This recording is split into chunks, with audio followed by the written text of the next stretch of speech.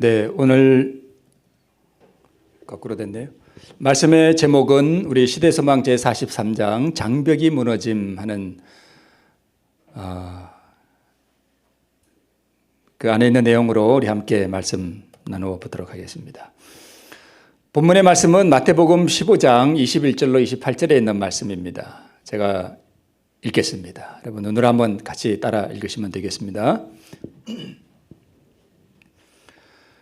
예수께서 거기서 나가사 두로와 시돈 지방으로 들어가시니 가나안 여자 하나가 그 지경에서 나와서 소리질러 가로되 주 다윗의 자손이여 나를 불쌍히 여기소서 내 딸이 흉악히 귀신 들렸나이다 하되 예수는 한 말씀도 대답지 아니하시니 제자들이 와서 청하여 말하되 그 여자가 우리 뒤에서 소리를 지르오니 보내소서. 예수께서 대답하여 가라사대 나는 이스라엘 집에 잃어버린 양 외에는 다른 데로 보내심을 받지 아니하였노라 하신대. 여자가 와서 예수께 절하며 가로되 주여 저를 도우소서. 대답하여 가라사대 자녀의 떡을 취하여 개들에게 던짐이 마땅치 아니하니라. 여자가 가로되 주여 올소이다마는 개들도 제 주인의 상에서 떨어지는 부스러기를 먹나이다 하니 이에 예수께서 대답하여 가라사대 여자야 내 믿음이 크도다 내 소원대로 되리라 하시니 그 시로부터 그의 딸이 나으니라. 네, 우리 잘 아는 가나안 한 여자가 자기 딸이 흉악히 귀신 들렸는데 우리 예수님께 와서 고침을 받은 사건을 잘 기록하고 있습니다. 자, 이 지도를 보면 예수께서 저기 푸른색 그 동그라미 한 가버나움으로부터 그 위에 있는 두로와 시돈 지방이 있죠. 보이죠? 거기 가까이 저 밑에 사해가 보이고 예루살렘도 보이고 그죠? 상당히 위에 지방이죠. 저 위로 올라가셨습니다. 두로와 시돈 지방에 있는 성읍으로 들어가셨다기보다는 그 두로와 시돈이 보이는 변방으로 가신 거죠. 네. 저 지방을 이제 베니게 지방이라고 그럽니다. 오른쪽에 보면 베니게 이렇게 써놨죠. 다 거기가 베니게 지방입니다.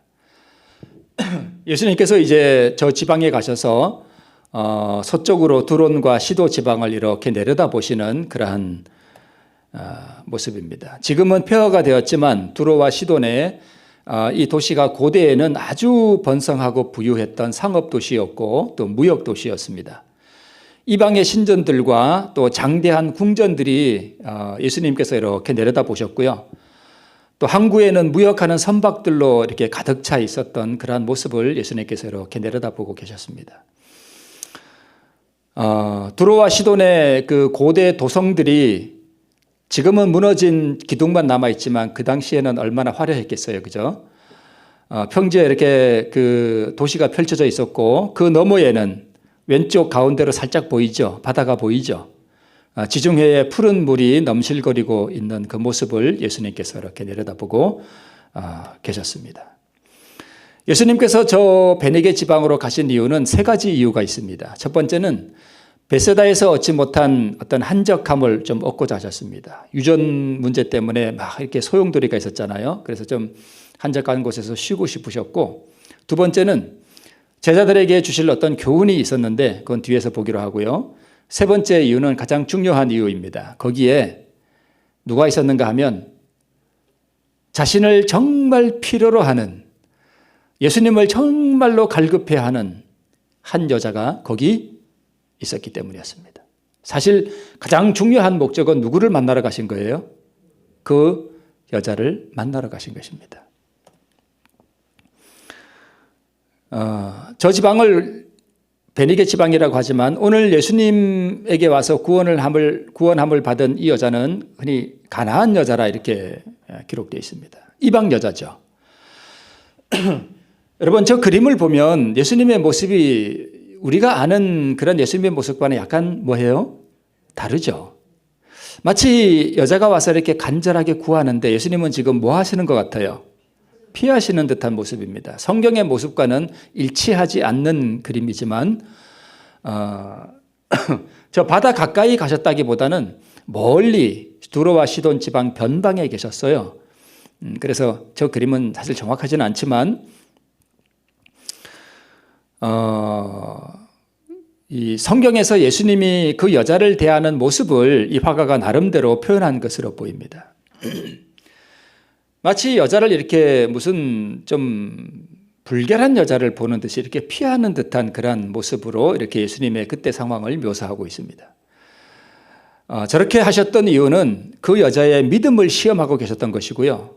또 하나는 제자들에게 교훈을 주기 위해였는데 그 교훈이 뭐였는가 하면 이방인에 대해서 문을 닫고 마음의 문을 닫고 편견을 가지고 있는 그 유대인들의 편견을 지금 예수님께서 그대로 묘사하고 계신 거예요. 너들 지금 이런 모습으로 이방인 대하고 있지?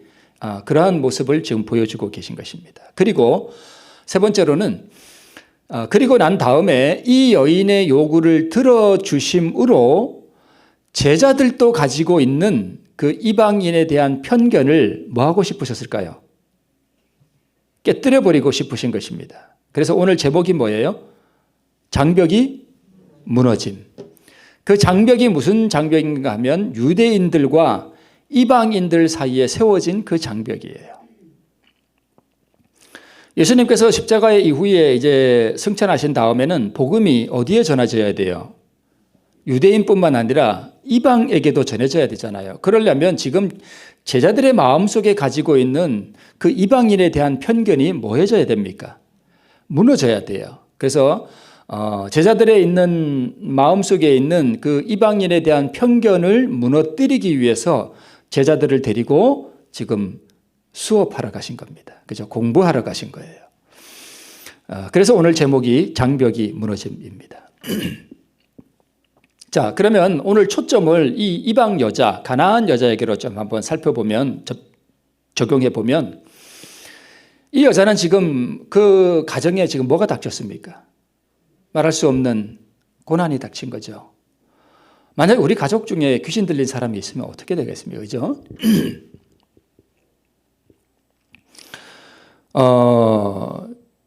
그 고난, 그것도 이 귀신 들린 딸을 바라보는 그 어머니의 그 마음, 그게 얼마나 아프겠어요. 그죠? 그래서 이 고난이 우리로 하여금 이 인생의 고난은 우리의 성품에서 불순물과 거친 것을 제거해내는 하나님의 뭐라고요? 일꾼이다. 이렇게 산상보훈에 기록해 놓으셨습니다. 그러면 우리 삶에 고난이 필요한가요? 필요해요.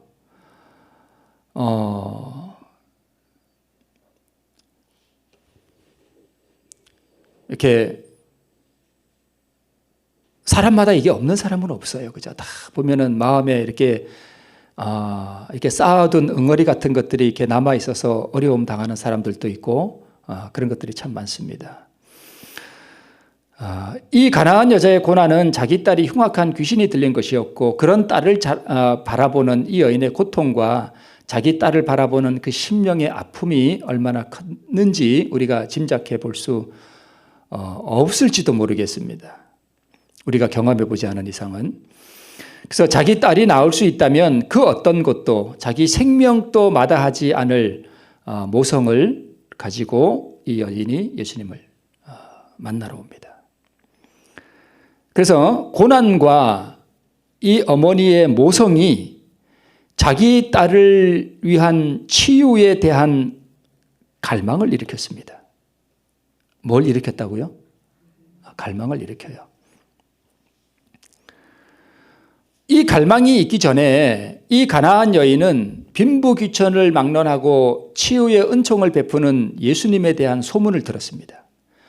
그리고 그 예수님에게 자신의 딱한 사정을 호소하고 도움을 받고자 하는 불타는 갈망이 여기서부터 생겼습니다. 예수께서 두로와 시돈이라는 고대의 부유한 상업 도시로 가신 그 인근으로 가신 가장 중요한 이유가 바로 여기에 있었습니다. 그분은 자신이 갈망하는 사람이 있으면 어디든지 찾아가시죠. 만약 우리가 예수님을 만나고자 하는 내 삶의 어려운 고난과 시련에 대한 그러한 짐을 가지고 예수님을 만나고자 하는 갈망이 있으면 그분이 어디까지 오시는가 하면 내 손이 딱 닿을 수 있는 곳까지 오셔요. 어디까지 오신다고요? 내 손이 딱 닿을 수 있는 곳까지 오셔요. 12의 혈루병으로 앓던 그 여자가 예수님을 만나고자 하는데 만날 수가 없잖아요. 군중들 때문에. 예수님이 어디까지 오셨죠? 그 여자 가까이? 손이 딱 닿을 수 있는 곳까지. 거기까지 딱 오셔요. 왜 거기까지만 오실까요? 그 손을 딱 내미는 그것을 우리가 무엇이라고 말하는가 하면 믿음이라고 합니다. 그게 믿음이에요. 예수님은 우리 마음 가운데로 그냥 들어오시진 않잖아요. 우리의 믿음이 예수님께서 주시는 그 구원을 붙잡는 그 손이 믿음이잖아요.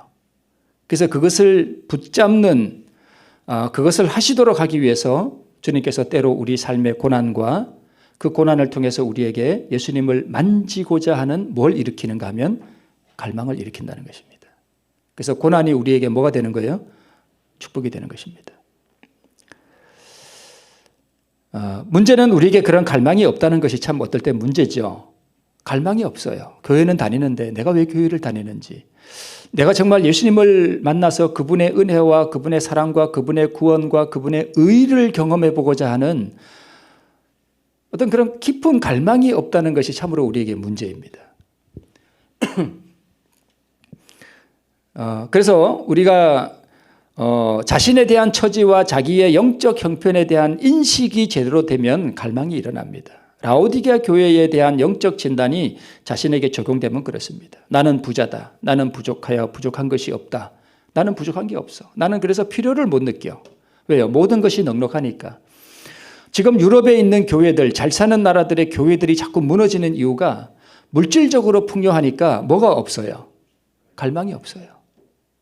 이게 상당히 참 문제입니다. 그래서 자기에게 변화가 필요하다는 것과 자신이 구원을 얻지 못한 상태에 있다는 것과 자신이 거듭나지 못한 상태에 있다는 자각이 그런 갈망을 우리에게 일으켜줍니다.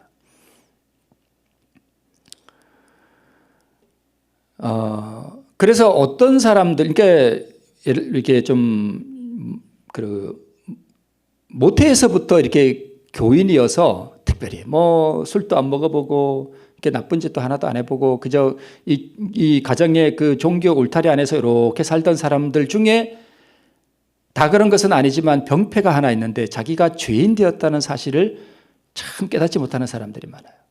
그래서 어떻게 보면은 좀 이렇게 나쁜 짓도 하고 그게 좋은 건 아니지만 좀 죄도 많이 이렇게 지어본 사람들이 내가 죄인 되었다는 사실을 더 잘 느낄 수 있습니다. 그 옛날 그 지존파 우리 아시죠? 이 지존파로 그 다 사형을 당했거든요. 근데 이 사람들이 그리스도를 영접합니다. 어떻게 보면은 큰 죄를 지은 사람들이 복음을 더 쉽게 받아들여요. 왜 그런지 아시죠? 짐작이 되시죠? 뭘 느끼기 때문이에요? 자기가 참으로 죄인 되었다는 사실을 뭐하기 때문이에요? 본능적으로 알기 때문이에요. 그래서 죄인을 구원하는 그 그리스도에 대한 복음이 오히려 그러한 막장 같은 인생들에게 더 쉽게 파고든다는 거예요. 이 복음이 가장 침투해서 들어가기 어려운 사람들을 우리가 흔히 누구라 그러죠? 바리새인이라 그러죠. 교회 안에서 정말 신실하게 겉보기에 종교 생활을 잘 하는 그러한 사람들이 오히려 복음이 들어가기가 참 어렵습니다. 그래서 이것을 깨뜨리는 것이 성령의 역할인데 오히려 이렇게 성격이 좀 고약하고 좀 화도 버럭버럭 잘 내고 이렇게 끓는 물같이 와락 하는 사람들은 자기가 뭔가 부족하다는 것을 알기 때문에 오히려 그런 사람들이 복음을 더 잘 받아들일 수 있는 가능성이 더 있다는 사실이 참 아이러니예요. 자, 그리스도께서는 이 여인의 사정을 아셨다. 그분께서는 그 여인이 당신을 보기를 뭐하고 있음을 갈망하고 있음을 아시고 그 여자가 있는 길로 지금 뭐 하시는 거예요? 오셨다. 그러니까 예수님은 지금 그 베니게 지방에 그 여자가 사는 마을로 지금 오신 거예요. 그죠? 가까이 오셨습니다. 그리고 이 갈망은 뭘 일으키는가 하면 결심을 일으킵니다. 증언에 말씀하시기를 우리가 영적 결심을 강하게 하면 강하게 할수록 성령께서 그에 비례하여 우리에게 부어주신다. 이렇게 기록되어 있습니다. 결심을 강하게 하면 할수록. 내가 어떤 일이 있어도 나 같은 죄인이 구원함을 얻기 위하여 내가 예수를 만나기 위하여 정말 결심하는 사람들. 그러면 성령께서 거기에 함께 역사하신다는 것입니다. 갈망이 일어나면 뭔가 액션을 취해야 되잖아요. 그죠? 그래서 딸의 사정을 그분께 고할 결심을 하게 했다. 자기의 어려운 사정을 예수께 고하겠다고 단단히 마음 먹었다. 그 여인은 유일한 소망을 놓치지 않으리라고 결심하였다. 이렇게 기록되어 있습니다. 이 구원을 얻기가 참 어떻게 보면 더 어려운 사람들이 어떤 사람들인가 하면 술에 술 탄 듯 물에 물 탄 듯 그런 사람들이 어떻게 보면 참 어려워요. 그러나 그런 사람들에게도 하나님의 성령께서 역사하시면 자기의 죄인됨을 깨닫고 하나님의 의에 대한 갈망을 일으키게 되겠죠.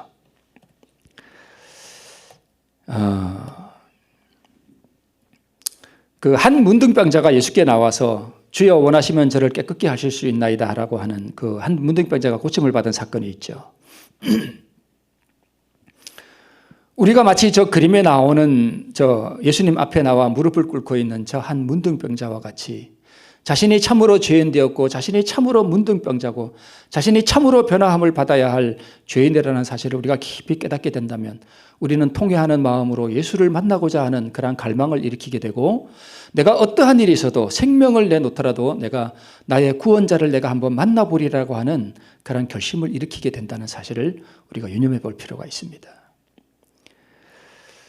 자신이 문둥이라는 그 쓰라린 고난이 그로 하여금 치유에 대한 갈망을 일으켰고 이 문둥병자는요 예수께 나아오려면 죽음을 각오해야 됩니다. 잘못하면 돌에 맞아 죽어요. 이 문둥병은 전염되기 때문에 만약 문둥병자가 회중 가운데 나타났다 그러면 난리 납니다. 돌을 막 던져버려요. 가까이 못 오게. 죽음을 각오하고 오는 거예요. 그래서 이런 자신이 문둥병자라고 하는 깊은 자각이 예수를 만나고자 하는 갈망과 죽음을 무릅쓴 결심을 일으키게 만듭니다. 그러니까 구원의 어떤 단계들이 보면 가난한 여자나 문둥병자나 또는 어떤 다른 환자들이나 중풍병자들이나 다 보면은 그들의 삶에 이르러 온 고난과 치유에 대한 갈망과 예수께 나아가고자 하는 결심들과 이러한 어떤 과정들이 보면은 다 유사합니다.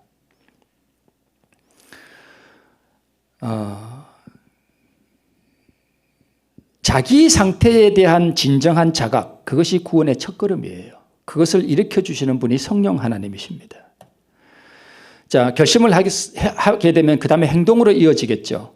그래서 그분은 이 가나안 여자는 예수님이 일부러 왔고 그죠? 참 예수님의 이 그 한 여인을 구원하기 위한 예수님의 그 행위가 참 기이하죠.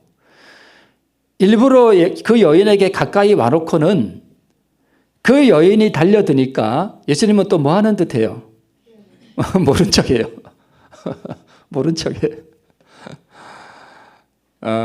예수님이 모른 척하니까 이 여자가 계속해서 탄원하면서 예수를 뭐 하는 거예요? 쫓았어요. 아까 본문에 보니까 제자들과 예수님이 지금 길을 걸어가고 있는데 뒤에 쫓아오면서 계속 뭘 질러요? 소리를 질러요. 소리를 질러요. 그런데 예수님은 지금 못 들은 척 하시는 거죠. 못 들은 척 하면서 계속 그냥 가시는 겁니다. 계속 쫓아옵니다. 계속 탄원하면서 예수를 쫓았다라고 되어 있습니다.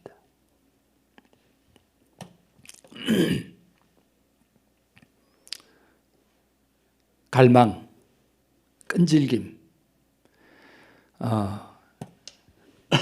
그래서 제자들은 그러니까 소리 지르면서 계속 쫓아오니까 제자들이 귀에 거슬리잖아요, 그죠? 그래서 제자들은 그 여자의 집요함을 귀찮게 여겨 시대서방에 그렇게 되어 있습니다. 그 여자의 집요함을 귀찮게 여겨. 만약 우리가 성령께서 내 마음을 만져주셔서 내가 참으로 구원받아야 할 죄인이라는 사실을 깊이 자각하게 되면 우리 마음 속에서 일어나는 그 갈망, 그 가슴으로 그 느껴지는 그거 여러분 아시죠? 예수를 향한 갈망, 의를 사모하는 갈망, 이런 것들이 일어나게 되어 있습니다. 그런 게 일어나면 우리는 집요하게 예수님을 쫓아가게 되어 있다는 것입니다. 그래서 이 제자들이 귀찮게 여겨서 예수님, 정말 시끄러워 죽겠습니다. 좀 돌려보내시죠. 그러니까 제자들도 무슨 마음을 가지고 있었는가 하면 이 여자가 이방인이니까 예수님도 우리와 같이 이방인에 대한 편견을 가지고 있기 때문에 이 여자가 아무리 소리쳐서 소리 지르면서 이렇게 쫓아와도 예수님은 계속 뭐 할 것이다? 못 들은 채 할 것이다 라고 생각한 거예요. 그래서 예수님 보고 좀 돌려보내시죠. 이랬더니까 예수님께서 하신 말씀이 나는 이스라엘 집에 잃어버린 양 외에는 다른 데로 보내심을 받지 아니하였노라. 자녀의 떡을 취하여 개들에게 던짐이 마땅치 아니하니라. 지금 이 예수님은 지금 이 여자의 믿음을 뭐 하고 계시는 건가 하면 시험하고 계신 거예요. 그죠?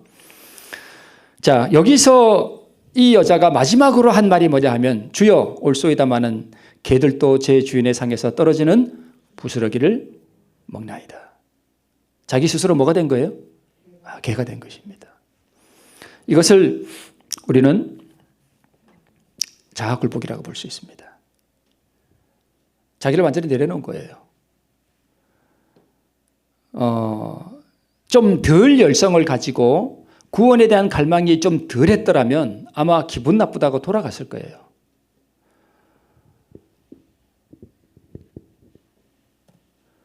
열성이 부족한 간구자였다면 이 대답을 듣고 전적으로 낙심하였을 것이다. 그러나 그 여인은 기회가 왔다는 것을 알았다. 예수님의 이 표면상 거절 그 이면에 숨길 수 없는 긍휼하심이 있음을 그 여인은 보았다.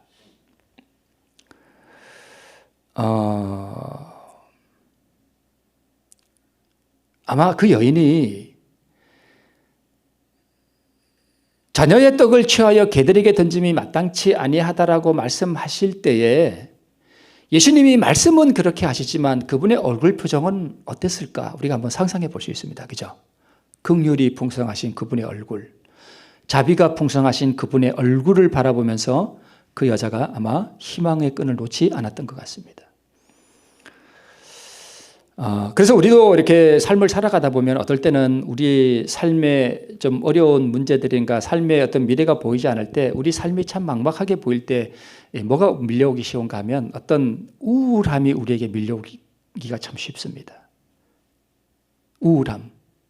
어떤 마음에 그 형용할 수 없는 그 서글픔 같은 게 이렇게 밀려올 수 있어요. 그죠? 그런 거 아마 경험해 보셨을 겁니다. 저는 그런 거 안 느낄까요?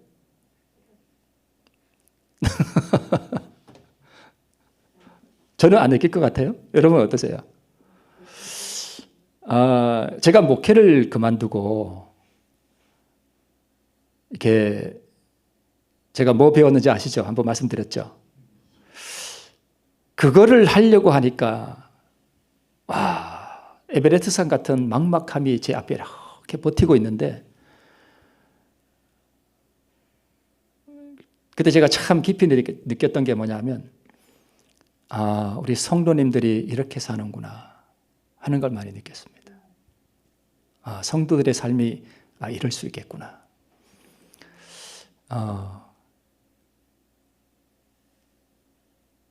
그래서 참 목회자가 월급을 많이 받지는 않지만 어떤 참 큰 울타리, 보호의 울타리 안에 있구나 하는 생각을 많이 가졌습니다.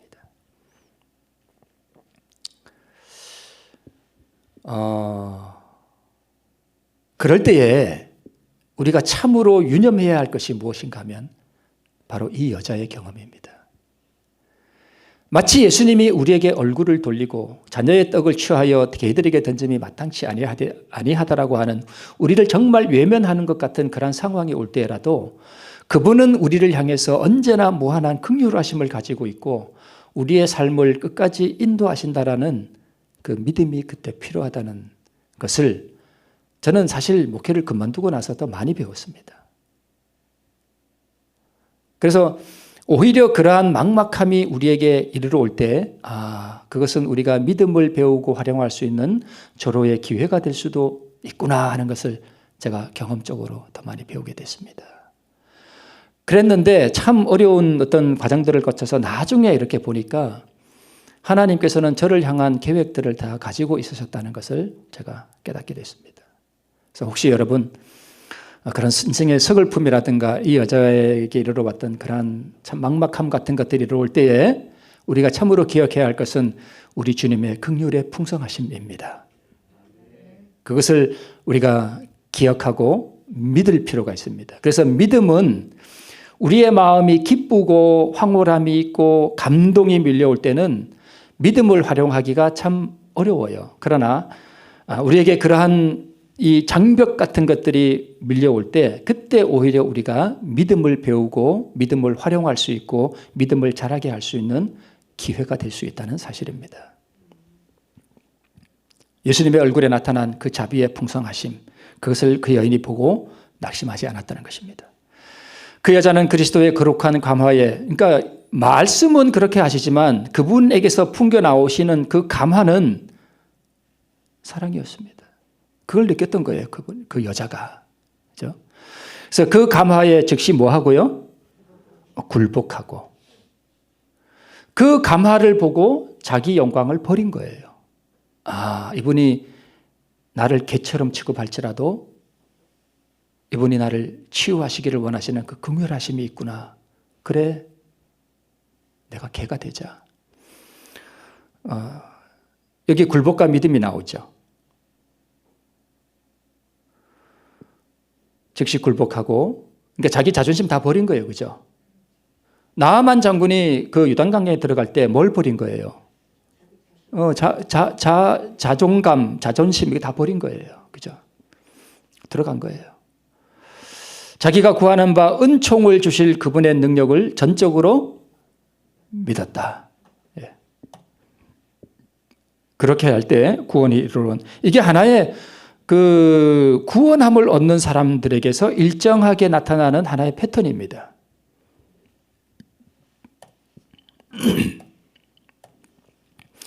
자, 아까 저게 1번은 뭐였죠? 고난이었죠. 저기다가 죄인만 딱 넣으면 우리의 경험입니다.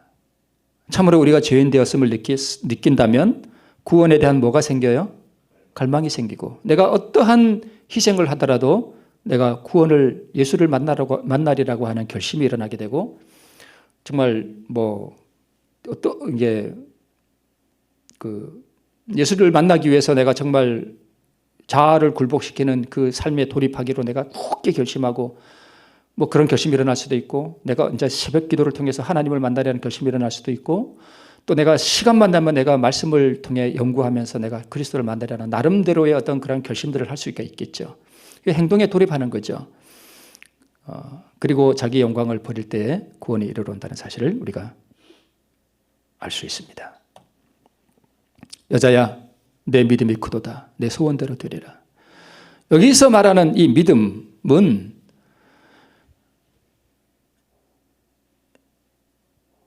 정적인 거예요? 동적인 거예요? 동적인 거예요. 믿음이 있으면 반드시 뭐가 따라오게 되는가 하면 행함이 따라오게 되어 있습니다. 그래서 우리가 예수를 믿는다 할 때 그 믿음은 가만히 앉아서 정신적으로 일어난다기보다는요, 어떤 행동을 따라오게 만들어요. 여자가 계속 예수를 쫓아오잖아요. 그죠? 소리 지르잖아요. 그러면서 자기를 굴복시키고 예수 그리스도의 그 감화 모습에서 나타나는 그 은총에 자기를 다 던져버리잖아요. 나는 개가 되어도 괜찮다.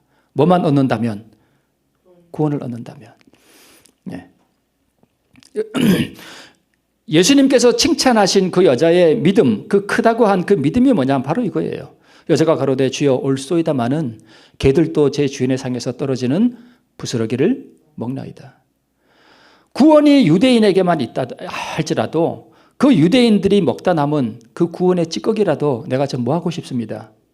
얻어먹고 나도 살고 싶습니다라는 자기를 굴복시키는 그 믿음이 크다는 것입니다. 그 끈질긴 열성, 그 갈망, 그것을 예수님께서 칭찬하신 것입니다. 자, 이제 필요를 느끼는 믿음, 귀신 들린 딸이 필요를 느끼게 했죠. 예수를 만나고자 하는 갈망을 일으키고 예수를 만나고자 하는 결심을 하게 하고 행동을 하게 하고 자아를 버리게 하고 그리고 구원을 얻었습니다. 이것이 그 여자가 구원을 얻은 패턴입니다. 이제 마지막입니다. 조금 더 있습니다. 베니게의 여인은 믿음으로 유대인과 이방인 사이에 쌓여진 장벽을 향하여 돌진하였다. 지금 그 여자가 돌진한 거 아니에요, 그죠? 유대인들이 자기 같은 이방인 여자를 향하여 어떤 편견을 갖고 있는지 이 여자도 알겠죠. 그럼에도 불구하고 돌진한 거예요. 그 고난과 갈망과 그 결심이 그렇게 만들었습니다. 그에게 의심을 일으키게 했을지도 모를 외관에 상관하지 않고, 이게 무슨 얘기인가 하면 예수님의 모습이 우리가 그림에서 보는 것처럼 그렇지 않아요. 그렇게 좀 볼품이 없었던 것 같아요. 그러니까 저런 분이 나를 구원하실까라고 하는 그 의심을 떨쳐버리고 낙심을 떨쳐버리고 구주의 사랑을 뭐 한 거예요? 신뢰한 거예요. 서글픔이나 막막함이 우리 인생에 밀려올 때에, 정말 우울함과 어떤 그런 것들이 밀려올 때에 하나님이 나를 사랑하시고 나의 삶을 인도하시리라고 하는 그러한 사랑을 신뢰하는 것과 같은 것이죠. 그리스도께서는 우리가 당신을 이와 같이 신뢰하기를 바라신다. 구원의 축복은 각 사람을 위한 것이다. 복음으로 말미암아 그리스도 안에서 약속에 참여하는 자가 되지 못하게 막을 수 있는 것은 자신의 선택밖에 아무것도 없다. 이게 믿음으로 구원을 얻는 데 있어서 자기 선택이 굉장히 중요합니다. 선택하는 거예요. 내가 굴복시키기로 선택하느냐, 굴복시키지 않기로 선택하느냐, 그 선택하는 거예요. 그게 구원에 굉장히 중요한 역할을 합니다. 나아만이 돌아갈 거냐, 요단강에 들어갈 거냐, 선택하는 거예요. 그래서 믿음으로 얻는 구원에 있어서 선택이 엄청나게 중요합니다. 두로와 시돈 변경에 가신 이유, 이방인에 대한 제자들의 편견을 깨뜨려버리기 위함, 제가 말씀을 드렸죠. 자, 그들은 바로 제자들 말하죠. 그들은 보다 풍성한 은혜를 받은 자들이 모르고 있는 슬픔을 지닌 영혼들을 보았다. 예수님이 지금 참 그 슬픔을 지닌 그 한 여자를 만나기 위해서 그 베니게 지방에 가셨잖아요. 그죠? 제자들도 그걸 본 거예요. 우리가 편견을 갖고 멸시하는 이방인 여자 가운데도 슬픔을 지닌 영혼들이 있구나. 제자들이 멸시하도록 가르침을 받았던 자들 가운데는 능력 있으신 치유자에게 도움을 갈망하고 유대인들에게는 그렇게 풍성하게 주어졌던 진리의 빛을 갈급하는 영혼들이 많이 있었다는 사실을 제자들이 깨닫게 됩니다. 이 수업을 통해서 나중에 복음이 이방인에게 전해지는 그러한 수업을 이때 받았던 것이죠. 그러니까 이제 오늘 말씀이 제목이 장벽이 무너짐인데요. 이 가나안 여인은 유대인과 이방인이라는 장벽으로 자기 딸의 치유를 위한 갈망을 가지고 자기 영광을 버리고 그 장벽을 향해 돌진함으로써 그 장벽을 무너뜨렸죠. 가나안 여자가. 누구도 무너뜨렸는가 하면 제자들도 예수님의 그 치유 사역을 통해서 예수님도 이방인을 뭐 하시는구나? 구원하시는구나. 여기도 슬픔이 있는 영혼들이 있구나. 여기에도 진리의 빛을 갈급해야 하는 영혼들이 있구나. 이방인에게도 복음의 빛이 필요하구나 라고 느끼면서 예수님께서는 이 12제자의 마음속에 있는 이 장벽도 뭐 하신 거예요? 무너뜨리신 것입니다. 오늘 저 십자가가 바로 장벽을 무너뜨리는 하나님의 은총의 도구 아니겠습니까? 내가 죽고 그리스도의 영광이 드러나도록 하는. 그래서 우리 마음속에서도 우리 가족 간에도 장벽이 있나요? 있습니다. 있습니다. 장벽이 무너지는 오늘 귀한 은혜에 우리 성도들 되시길 바라면서 말씀을 마치겠습니다. 우리 마치는